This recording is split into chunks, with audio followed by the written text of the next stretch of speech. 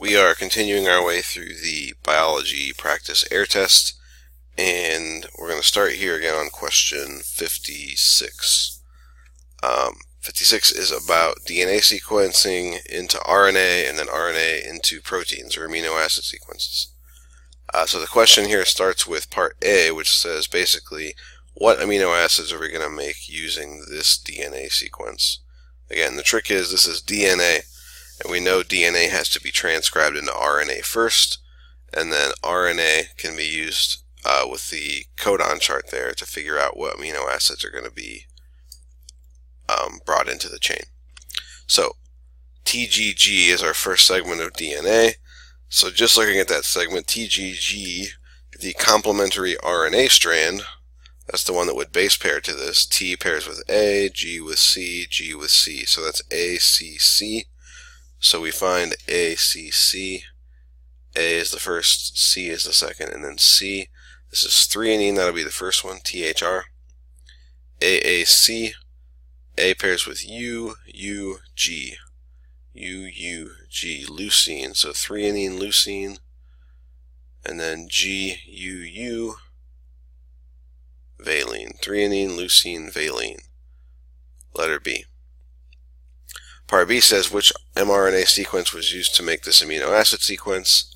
The RNA is the one that pairs with this DNA. So TGG was ACC, and then AAC was UUG. It's going to be D. Yeah, that's the list. Those are the ones that we use there. So B and D for those two questions. Next, this is a cladogram. The question here basically is going to ask you what a clade is. So you have to know what a clade is and how it's represented here. So a clade is basically a common ancestor and all of its descendants. So a clade would include like any snip of the branch. If I snip the branch right here where this guy is, this common ancestor is, between these two, this little group is a clade. If I snipped it here, behind this spot, this is the common ancestor of everybody that comes after. Now on the other hand, if we had like just these guys, they don't make a clade because they, if we just identified them, we're missing these ones, and these also come from the same ancestor as these two. So a clade is a common ancestor and everybody that comes after.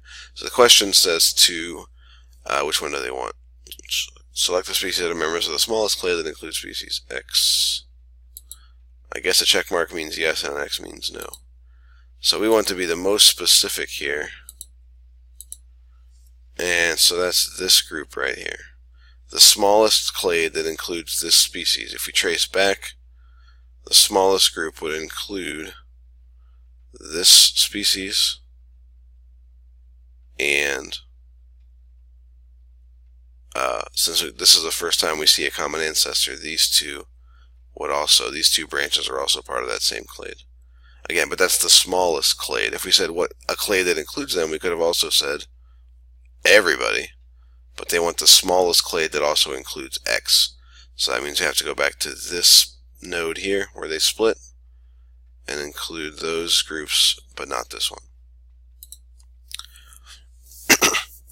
Next up, which molecule was coded for by the longest piece of DNA, assuming no processing or splicing or anything like that happened.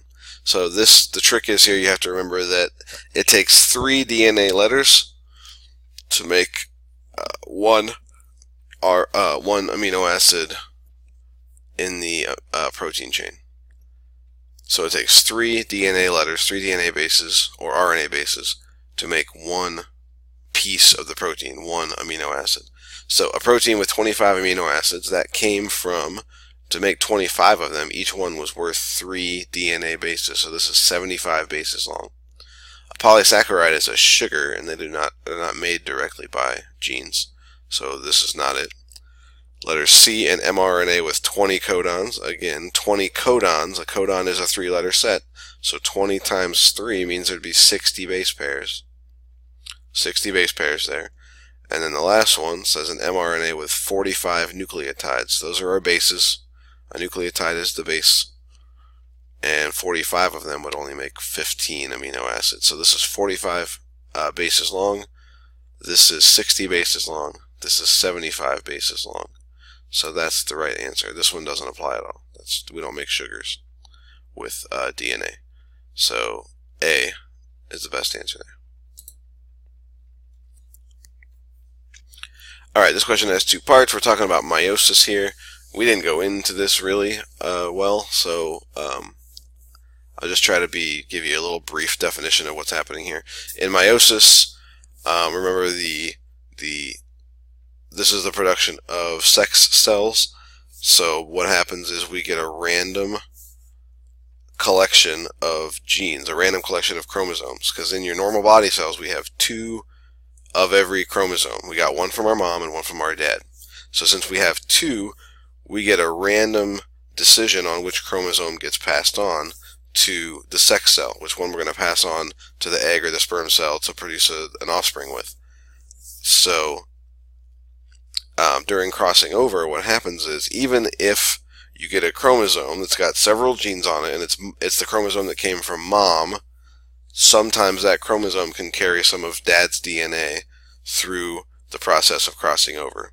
So basically during meiosis, during the metaphase, the chromosomes line up with their homologous pair. That means if it's chromosome number 6 from mom, chromosome number 6 from dad is going to line up right next to that.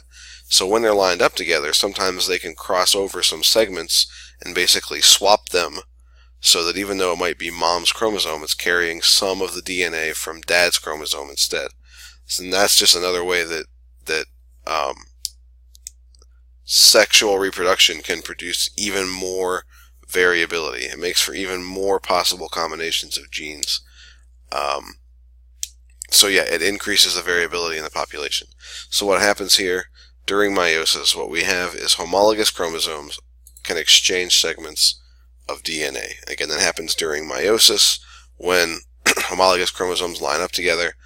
And again, the point of that is that when they swap segments like that, they can exchange segments, they increase the amount of variation, because even though it might be mostly mom's chromosome, it can have parts of dad's DNA mixed in instead, and part of dad's chromosome will have part of mom's DNA mixed in, and then that just allows those things to kind of scramble up even more. It allows them to shuffle up your genes even better when producing a sex cell. Again, that increases the variation for your potential offspring. Part B, which method do scientists use to confirm that crossing over occurs? We are looking at 2 separate genes at the same time and how those things get inherited. So the most straightforward way is to look at a dihybrid cross. Remember, those are the 4x4 Punnett squares, the big Punnett squares that look at 2 genes at once. So if you do a dihybrid cross on 2 traits, you can see whether they seem to be linked or inherited as a pair or inherited separately. So dihybrid cross will help us out to figure out if 2 genes are on the same chromosome, if they're able to cross over or not. Alright, next up we're looking at a food web. This food web starts with grasses, and we see these are called primary consumers. Primary because they eat the producer. This is a producer, and then primary consumers eat producers. Secondary consumers eat primary consumers. So that's our next step up. So the mice, the grasshoppers, and the deer are all primary consumers.